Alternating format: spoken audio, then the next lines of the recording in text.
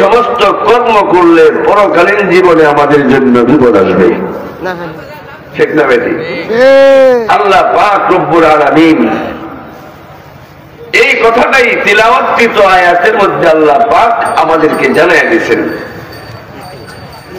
কুল্লু নাফসিন যায়িকাতুল মাউত ওয়া ইন্নামা তুওয়াফাউনা উজুরাকুম ইয়াওমাল কিয়ামাহ ফামান যুহজিহা আনিন-নারি ওয়া উদখিলাল জান্নাহ وأدخل الجنة فقد فاز وما الحياة الدنيا إلا متاع الغرور الله رب العالمين দুনিয়ার সমস্ত মানুষকে এই কথাটা জানিয়ে দিচ্ছেন, কুল্লু নাফসিন যায়িকাতুল মাউত, প্রত্যেকটা প্রাণীকে মৃত্যুর স্বাদ গ্রহণ করতে হবে। হবে কি হবে না? প্রত্যেকটা মানুষের মৃত্যুবরণ করবে। কোন মানুষ দুনিয়াতে কোন প্রাণী জীবিত থাকতে পারবে না, কোনো না কোনো সময় আগে পিছে মৃত্যুবরণ করতেই হবে। এই মৃত্যুই আমাদের জন্য শেষ নয়। অনেকে আমরা মনে করি মৃত্যুবরণ করার পরে আমার দেহটাকে যখন দাফন করে দেওয়া হয়, দেহটা মাটির সাথে মিশে যাবে, আর পুনরুত্থান হবে না। এই কথাটা সঠিক নয়। অনেকেই মনে করে আমার দেহটাকে যদি নিশ্চিহ্ন করে দিতে পারি, দেহটাকে যদি মাটির মধ্যে বিলীন করে দিতে পারি, দেহটা যদি সাগরের মধ্যে ভাসিয়ে দিতে পারি, তাহলে আমার আর কোনো হিসাব কিতাব হবে না। এই ধরনের মানুষ আছে না নাই? এই জন্য হিন্দু সম্প্রদায় যারা আছে, পরকালে যে আবার পুনরুত্থান করা হবে, পুনর্জীবিত করা হবে, দুনিয়ার জীবনের আমলগুলো পরকালীন জীবনে প্রত্যেকটা আমলই তার সামনে উপস্থাপন করা হবে। দুনিয়ার কর্মগুলো পরকালীন জীবনে তার সামনে হাজির করা হবে।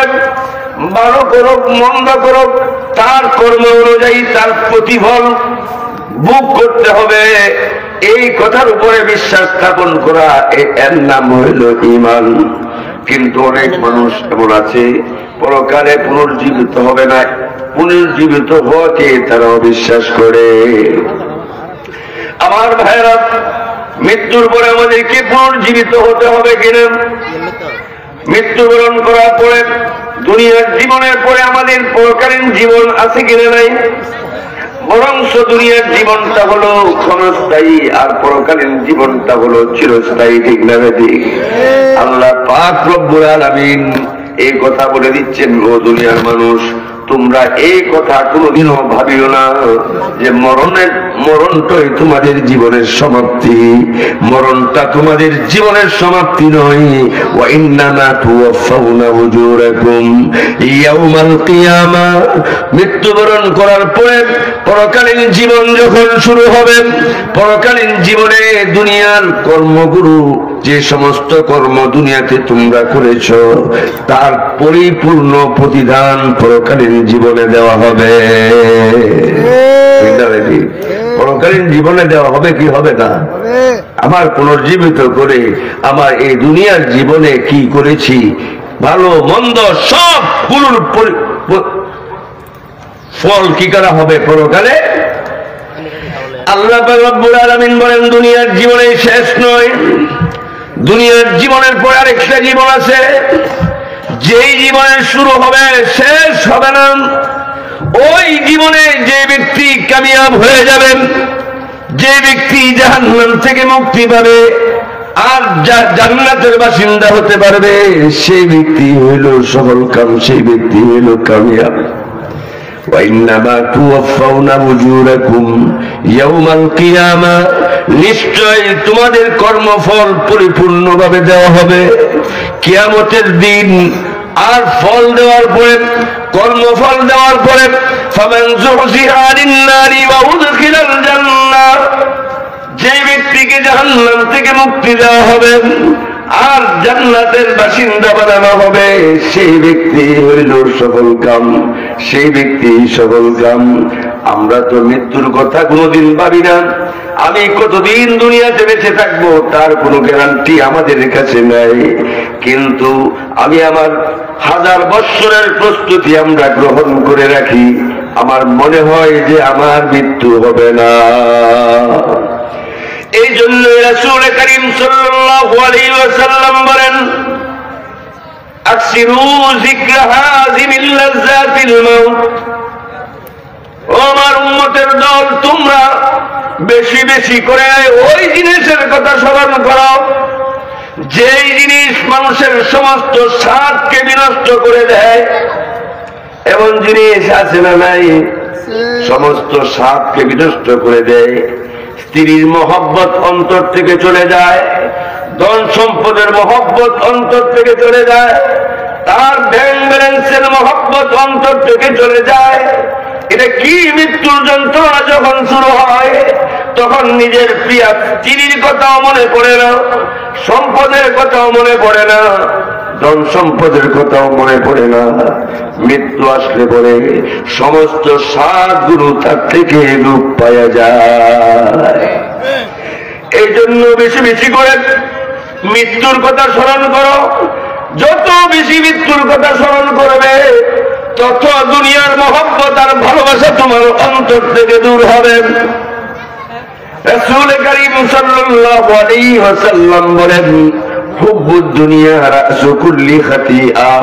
দুনিয়ার মহব্বত আর ভালোবাসাই হলো সমস্ত গুনার মূল। ঠিক না বেটি? দুনিয়ার মহব্বত আর ভালোবাসা সমস্ত গুনার মূল।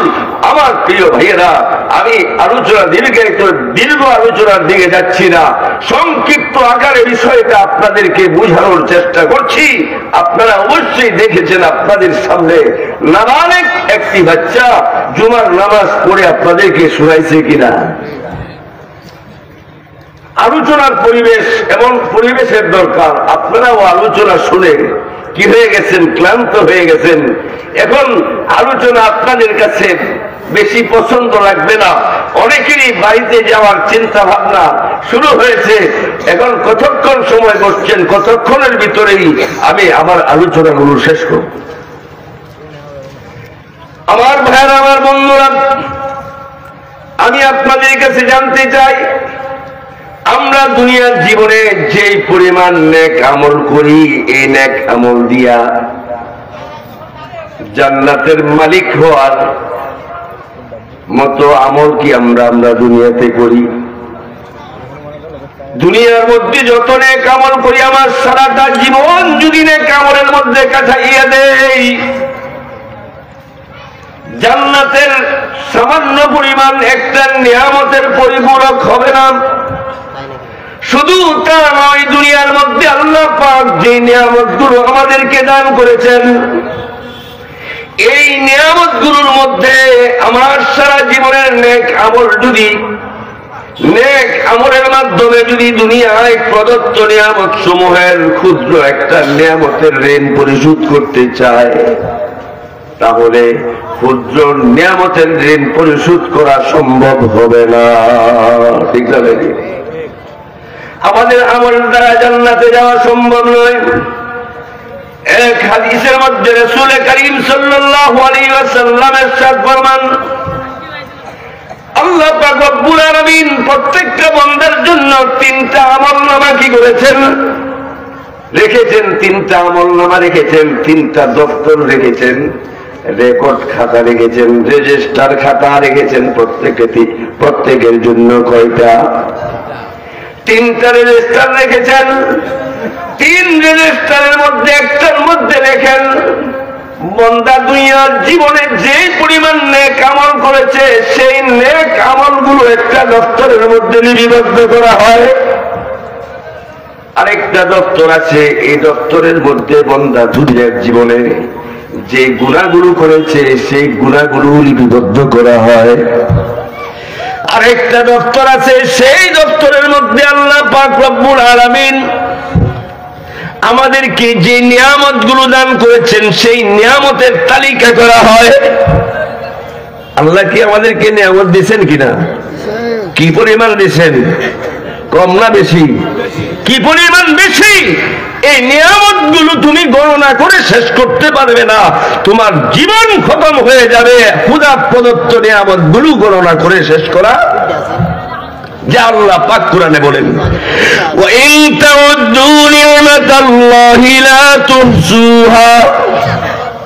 ও আমার বান্দা বান্দীরা, আমি এই পরিমাণ নিয়ামত তোমাদেরকে দিয়েছি, শুধুমাত্র আমার নিয়ামত গুলোকে যদি গণনা করতে থাকো তোমাদের জীবন খতম হয়ে যাবে, কিন্তু নিয়ামত গণনা করে শেষ করতে পারবে না। আল্লাহর রাসূল বলেন তিনটা আমলনামা হবে। একটি আমলনামার মধ্যে বান্দার জীবনের নেকিগুলো লেখা হবে, আরেকটা আমলনামার মধ্যে বান্দার জীবনের গুনাহগুলো লেখা হবে, আরেকটা আমলনামার মধ্যে আল্লাহ পাক যে পরিমাণ নিয়ামত দান করেছেন সেই নিয়ামতের তালিকা থাকবে। কি পরিমাণ নিয়ামত দিয়েছেন যে এগুলো গণনা করে শেষ করা সম্ভব হবে না। তাহলে বোঝা গেল অসংখ্য অগণিত নিয়ামত আল্লাহ পাক রব্বুল আলামিন আমাদেরকে দিয়েছে। রাসূল করিম সাল্লাল্লাহু আলাইহি ওয়াসাল্লাম বলেন, হাসরের ময়দান যখন কায়েম হবে, বান্দার হিসাব কিতাব যখন শুরু হবে, নিয়ামতের তালিকার মধ্যে সবচেয়ে নিম্নমানের সর্বশেষ যে নিয়ামতের তালিকা হবে, সর্বশেষ ছোট, সবচেয়ে ছোট নিয়ামত, আল্লাহ পাক বলবেন, ও আমার ছোট নিয়ামতকে বলবেন, তুমি আমার বান্দার থেকে তোমার হক আদায় করে নিয়ে নাও। কি বলবেন? ছোট নিয়ামতকে বলবে, আমার বান্দার থেকে তুমি হক আদায় করে নিয়ে নাও। ছোট নিয়ামত তার জীবনের সমস্ত নেক আমলগুলোকে গ্রাস করে ফেলবে, সমস্ত জীবনের আমলগুলো, নেক আমলগুলো সে নিয়ে নিবে। নেওয়ার পরে আল্লাহর দরবারে বলবেন, আল্লাহ আমার হক তো এখনো আদায় হয় নাই। কি হয় নাই? আমার হক এখনো কি হয় নাই? আদায় হয় নাই। কে বলবে? অসংখ্য নিয়ামতের মধ্যে সবচেয়ে ছোট যে নিয়ামত, আমার হক আদায় হয় না এখনো, অথচ তার জীবনের সমস্ত নেক আমল কি হয়ে গেছে? খতম হয়ে গেছে। আল্লাহ পাক রব্বুল আলামিন বলবেন, বান্দারে আমি এই পরিমাণ নিয়ামত তোমাকে দিয়েছি, তোমার সারা জীবনের আমল এই নিয়ামতের হক আদায় করার জন্য যদি দেওয়া হয়, তোমার সমস্ত নিয়ামতগুলো শেষ হয়ে যাবে। আমি আল্লাহ দয়া করে বাকি যত নিয়ামত আছে সমস্ত নিয়ামতের হক গুলো মাফ করে দিলাম। কাজেই আমাদের জীবনের আমলের মাধ্যমে জান্নাতে যাওয়ার আশা করা অসম্ভব। আল্লাহ পাক রব্বুল আলামিনের ইহসান আর অনুগ্রহ অপরিসীম। আল্লাহর অনুগ্রহ আর ইহসানের ঋণ পরিশোধ করার পরে আমি আমার সুযোগ গ্রহণ করব। আমার ভাইয়েরা, আমি আমার আসল কথার দিকে চলে যাচ্ছি। একটা হাদিস আমি আপনাদের সামনে পড়েছি। রাসূল সাল্লাল্লাহু আলাইহি ওয়াসাল্লাম বলেন, ইযা মাতাল ইনসানু ইনকাতা আনহু আমালুহু। মানুষ যখন মৃত্যুবরণ করে তার ব্যক্তিগতভাবে আমলের দরজা বন্ধ হয়ে যায়। ভালো কাজও করতে পারে না, মন্দ কাজও করতে পারে না। ঠিক না বেটি? মানুষ মারা যাওয়ার পরে কি কিছু করতে পারে? চোখটা খুলে গেলে চোখটা বন্ধ করার ক্ষমতা নাই। পাওটা যদি বাঁকা থাকে সোজা করার ক্ষমতা নাই। হাতটা যে জায়গায় থাকে ওই জায়গায় পড়ে থাকে, নাড়ানোর ক্ষমতা নাই। যারা দুনিয়াতে বেঁচে আছে তারাই এগুলোকে সেভ করে। ঠিক না বেটি? আল্লাহ রাসূল বলেন, মানুষ যখন মৃত্যুবরণ করে তখন তার আমলের দরজা বন্ধ হয়ে যায়। না নেক কাজ করতে পারে, না বদ কাজ করতে পারে। কিন্তু আল্লাহ পাক রব্বুল আলামিন তার জন্য এমন কিছু সুযোগ রেখেছেন, দুনিয়ার জীবনে যদি সেই কাজগুলো করে যায় সে মরে যেতে পারে, কিন্তু তার নেক আমলের দরজা বন্ধ হবে না। এমন কিছু কাজের দরকার আছে কিনা? আমরা দেশে মানুষ সরকারি চাকরির জন্য পাগল। ঠিক না? 10,000 টাকা বেতন হলেও সরকারি চাকরি। বেসরকারি চাকরি 1 লাখ টাকা বেতন হলেও বেসরকারি চাকরি করে না। কি করে না জানেন? সরকারি চাকরি যদি হারি নিতে পারি তাহলে আমার জীবনের জন্য যথেষ্ট। আমার স্ত্রী, আমার সন্তান সন্ততি, আমার মারা যাওয়ার পরেও সরকারি ভাতা কি করতে থাকবে, ঠিক না? এই জন্যই তো গুরুত্ব বেশি। আমার জীবনে আমি যে আমলগুলো করলাম, এই আমলগুলো তো আমার মরণের সাথে সাথে খতম হয়ে যাবে। আমার মরণের পরে লক্ষ কোটি বৎসর অতিক্রান্ত হবে কিয়ামত হওয়ার জন্য। এরপরে কিয়ামত যখন হবে তখন আল্লাহ পাক হাসরের ময়দান কায়েম করে বাবা আদম থেকে নিয়ে সর্বশেষ পর্যন্ত যত মানুষের আগমন ঘটেছিল সকলকে উপস্থিত করে তাদের কর্মগুলো যাচাই বাছাই করে কাউকে জান্নাতে দিবে, কাউকে জাহান্নামে দিবে।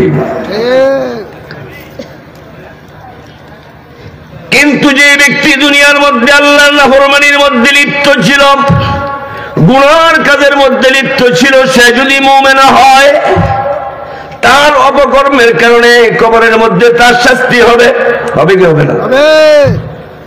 কিন্তু আমি যদি 3টা আমল করে যেতে পারি, এবং 3টি কাজ যদি কোনো মানুষের দ্বারা করা সম্ভব হয়, সে মরে যাবে। মরে যাওয়ার পরে কিয়ামত হওয়া পর্যন্ত লক্ষ কোটি বৎসর পর্যন্ত অতিক্রান্ত হবে। সে তো মরে গেল, নিজের আমল বন্ধ হয়ে গেল, কিন্তু এই কর্মগুলো করে যাওয়ার কারণে লক্ষ কোটি বৎসর পর্যন্ত তার আমল নামার মধ্যে নেক আমলগুলো জমা হইতে থাকবে। এমন কিছু কাজ করা দরকার আছে কিনা? আছে।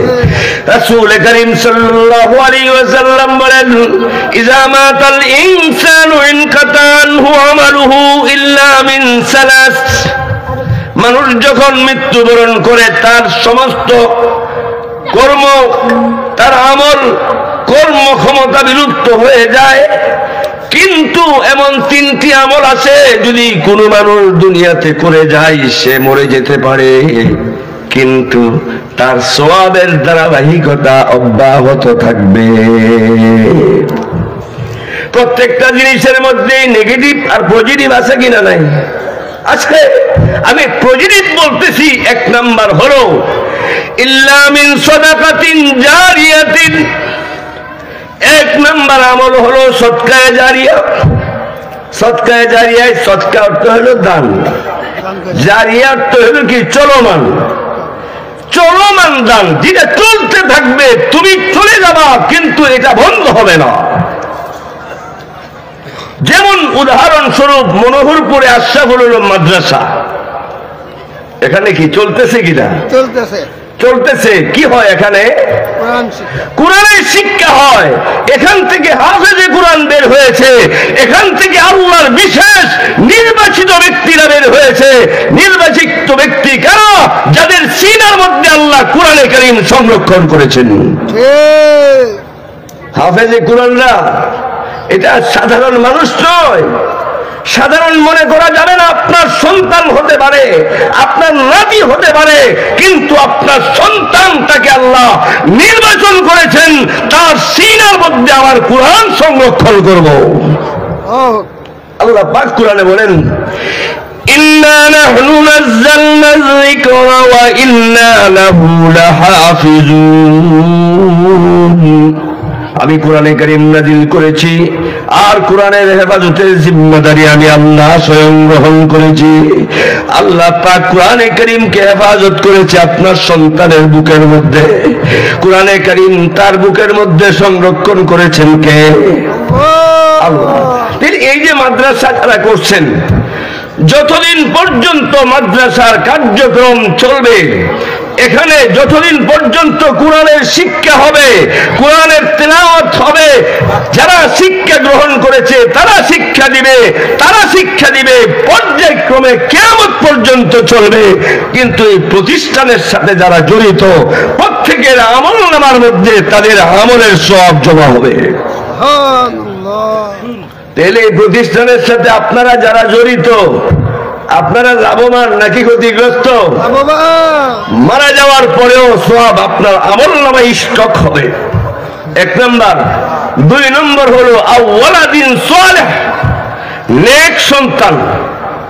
নেক সন্তান কাকে বলে? নেক সন্তান বলে ওই সন্তানকে যে সন্তান নেক কাম করে। ঠিক না বেটি? বাংলা অর্থ নেক সন্তান ওই সন্তানকে করে যে সন্তান নেক কাম করে। আর নেক কাম যে সন্তানে করে না তার নাম কি হবে? বদ সন্তান। ঠিক না? সুপুত্র কুপুত্র, নাকি সুসন্তান কুসন্তান। আল্লাহর রাসূল বলেন 2 নম্বর আমল, যে আমলের সওয়াব মারা যাওয়ার পরেও থাকবে, সেটা হলো কেউ যদি সুসন্তান দুনিয়াতে রেখে যেতে পারে। ঠিক না? আমরা তো সুসন্তান মনে করি শিক্ষা গ্রহণ করলেই সুসন্তান। ঠিক না? শিক্ষা উপরস্থ গ্রাজুয়েট,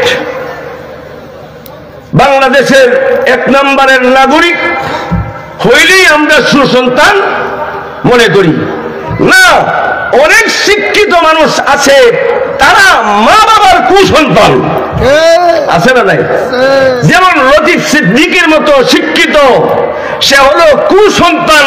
তাসলিমা নাসরিনের মতো শিক্ষিতা, সে হলো কুসন্তান।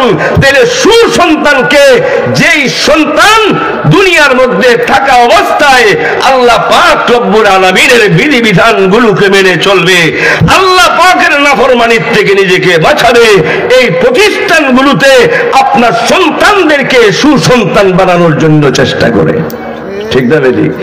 কাজেই আপনি যদি একটা ছেলে হাফেজে কোরআন রেখে যেতে পারেন, একটা ছেলে যদি আলেম রেখে যেতে পারেন, সে যদি 5 ওয়াক্তের নামাজি হয়, সে যদি হালালকে হালাল মনে করে, হারামকে হারাম মনে করে যদি জীবন চালাইতে পারে, এই সন্তানটা আপনার মরণের পরে যতদিন বেঁচে থাকবে, যত নামাজ পড়বে, যত ইবাদত করবে, যত জিকির করবে, আপনি বাবা হিসাবে আপনার আমলনামায় জমা হবে।